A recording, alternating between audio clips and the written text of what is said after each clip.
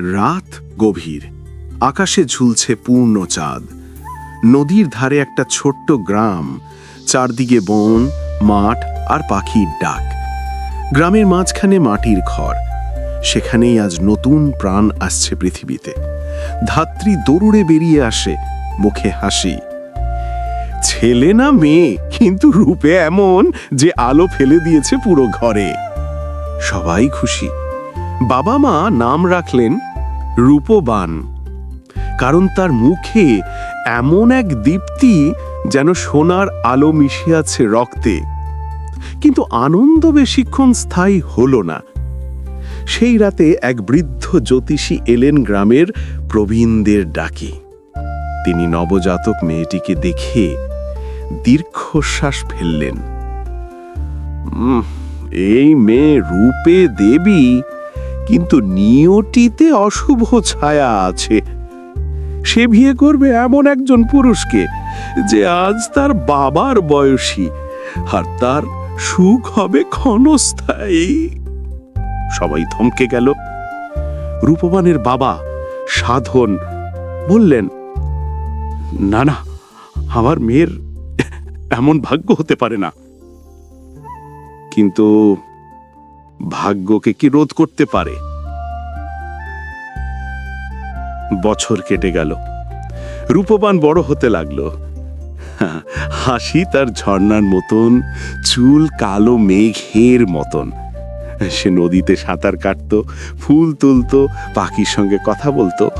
গ্রামের সবাই তাকে ভালোবাসতো। তার মা বলতেন, রূপবান, তুই হাসলে যেন সারা পৃথিবী আলোকিত হয়ে ওঠে।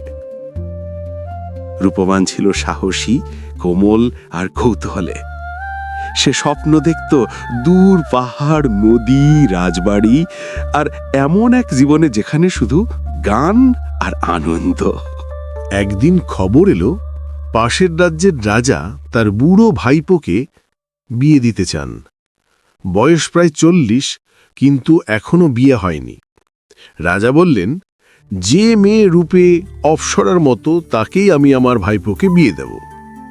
রাজ্যের দূতেরা চারদিকে খবর ছড়ালো। যেখানেই যেত বলতো, রূপের বিচার হবে, যার মুখে আলোর ছটা তাকে রাজবাড়ি চায়। এই খবর পৌঁছালো রূপবানের গ্রামেও। রূপবানের চাচা ছিল এক লোভী মানুষ। রাজবাড়ির সঙ্গে সম্পর্ক হলে তারও উন্নতি হবে, এই ভেবে সে সাধনকে ফাঁচে ফেলল।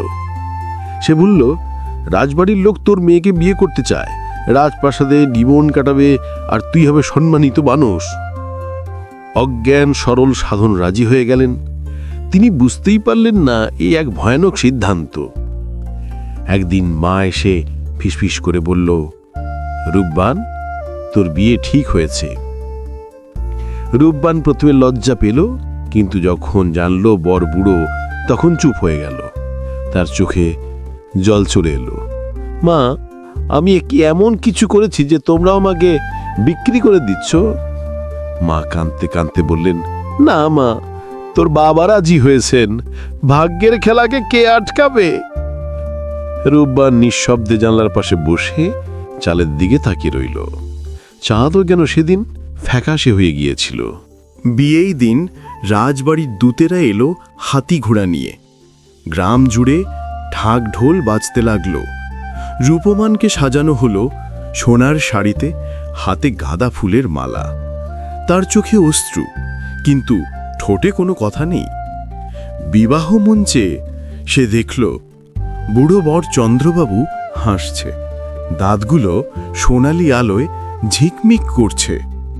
বিয়ের মন্ত্র চলল, আর রূপবান মনে মনে প্রার্থনা করল, হে ঈশ্বর, যদি এ আমার ভাগ্য হয়, তবে আমায় শক্তি দিও এই বোঝা বয়ে নিয়ে যেতে। বিয়ের পর রূপবানকে রাজবাড়িতে নিয়ে আসা হলো। রাজবাড়ি বিশাল, চকচকে, কিন্তু ঠান্ডা। চন্দ্রবাবু তাকে ভালোবাসার বদলে সম্পত্তি হিসেবে দেখতেন। রূপবান প্রতিদিন একা জানালার পাশে বসে নদীর দিকে তাকাত। সেখানে তার গ্রামের ছায়া যেন ভেসে উঠত। তার চোখে তখন একটাই প্রশ্ন, এই কি জীবনে সুখ? রাতে রূপবান ঘুমোতে পারত না। তার কানে বাজত গ্রামের ঢেউয়ের শব্দ, মায়ের লালাবাই, ঘুম পাড়ানি মাসিরা আয় যে আয়। সে কেঁদে ফেলত নিঃশব্দে।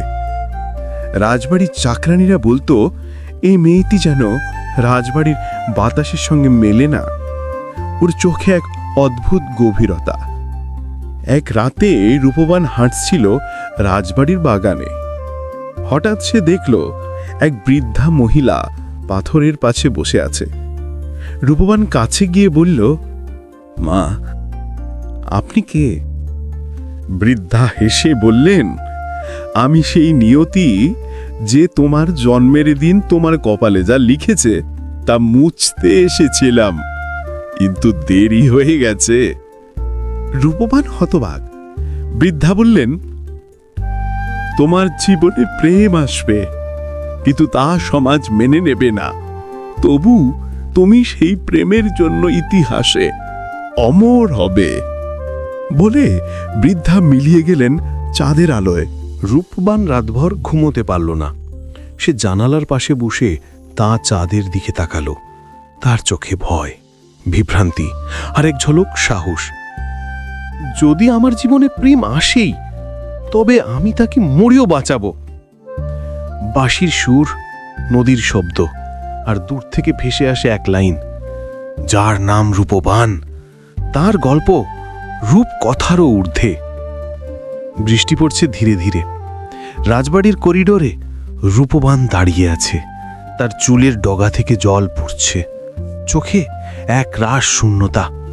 চন্দ্রবাবু শয্যাশায়ী, বয়সের ভারে নুয়ে পড়েছেন। রূপবান এখন রাজবাড়ির গৃহিণী, কিন্তু তার জীবনে নেই হাসি, নেই গান। কেবল রাজবাড়ির প্রতিটি ঘরে বাজে একটা অদৃশ্য শূন্যতার প্রতিধ্বনি। রূপবান, তুমি বেঁচে আছো, কিন্তু তোমার প্রাণ তো কবে হারিয়ে গেছে, চাকরানীরা ফিসফিস করে বলে। একদিন রাজবাড়িতে এলেন নতুন এক অতিথি, রাজপুত্র বিজয়। রাজবাড়ির দূর আত্মীয়, যুবক, তেজি, কিন্তু চোখে একটা অদ্ভুত কোমলতা। তিনি রাজবাড়িতে কয়েকদিনের অতিথি হিসেবে থাকবেন। প্রথম দিন রূপবান যখন ওটাকে জলখাবার দিতে এলো, বিজয় হালকা হেসে বললেন, আপনি কি এই রাজবাড়ির রূপবান দেবী? রূপবান লজ্জা পেয়ে মাথা নিচু করল। তবে সেই মুহূর্তেই যে দুজনের চোখে আলোর ঝলক দেখা গেল, তা ছিল নিয়তির লেখা এক নতুন অধ্যায়ের সূচনা। বিজয় রাজবাড়িতে প্রতিদিন সকালে উঠতেন, বাগানে হাঁটতেন, রূপবান জানালার ফাঁক দিয়ে মাঝে মাঝে তাকাতেন। একদিন হঠাৎ বিজয় বললেন, আপনি জানেন, বাগানের এই ফুলগুলো আপনাকে দেখে ফুটে ওঠে। রূপবান একটু হেসে বললেন, ফুলেরা কারো দাস নয় রাজপুত্র। দুজনের চোখে চোখ পড়ল। সময় যেন থেমে গেল কয়েক মুহূর্তের জন্যে। একদিন সন্ধ্যায় রাজবাড়িতে আয়োজিত হল সঙ্গীতের আসর। বিজয় গাইছিলেন মনরে কৃষ্ণ নামে মনরে। রূপবান দূর থেকে শুনছিলেন। তার চোখ ভিজে গেল, বুকের মধ্যে কিছু একটা নড়ে উঠল। বিজয় গান থামিয়ে বললেন, দেবী রূপবান, আপনি কি জানেন, এই গানটি আমি একজনের জন্য লিখেছি, যাকে আমি এখনো পাইনি।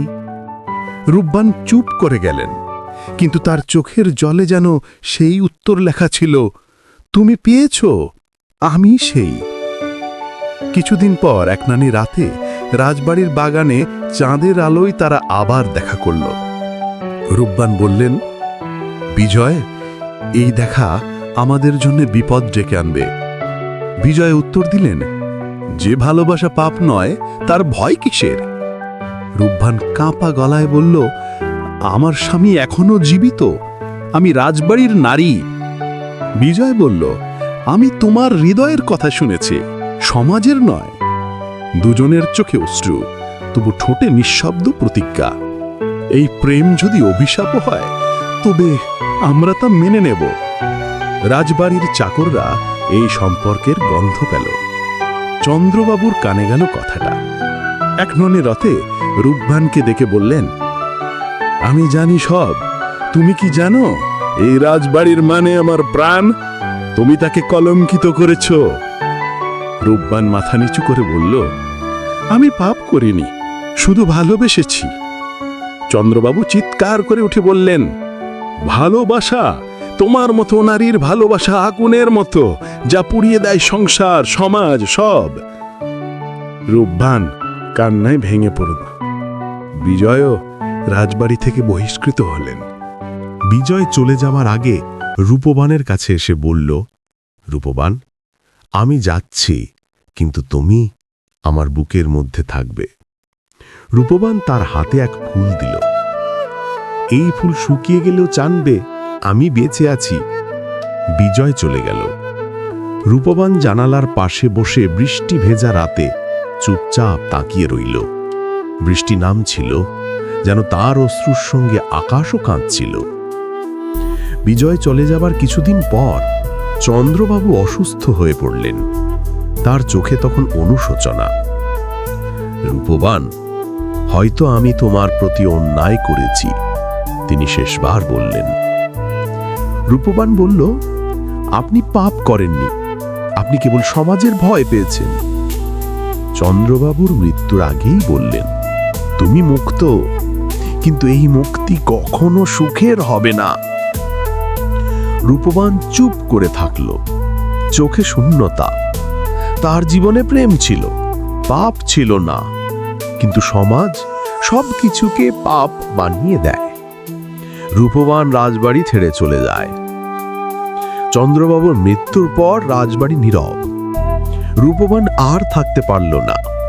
এক ভোরবেলায় সে রাজবাড়ি ছেড়ে নদীর ধারে চলে গেল। তার চোখে জল, হাতে ছোট্ট একটা থলে, ভেতরে সেই শুকনো ফুলটি যা বিজয়কে দিয়েছিল। সে বলল, এই রাজবাড়ি আমার শরীর বেঁধেছিল, কিন্তু আমার আত্মা মুক্ত। রূপবান গ্রামের পথে পথে ঘুরে বেড়াতে লাগলো। সে মানুষের কষ্ট শুনত, অসুস্থদের ওষুধ দিত, আর রাত্রে বসে গান গাইত। যার প্রেম সত্য, তার নাম অমর। মানুষ তাকে সাধিকা রূপবান বলে ডাকত। তারা বলতো, ওর চোখে যেন দিভির ছায়া, ও কারোর নয়, সবার। একদিন রাতে নদীর ধারে বসে রূপবান দেখল চাঁদের আলোয় এক ছায়া ভেসে উঠছে। সেই ছায়া এগিয়ে এসে বলল, রূপবান, আমি বিজয়।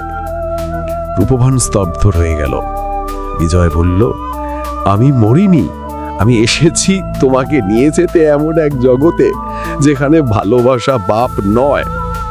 রূপবান হাসল, সেই জগতে যেতে হলে মরতে হয় বিজয়। বিজয় বলল, তাহলে এসো। দুজনে হাত ধরল, নদীর জলে নেমে গেল ধীরে ধীরে, আর চাঁদের আলোয় মিলিয়ে গেল তাদের ছায়া।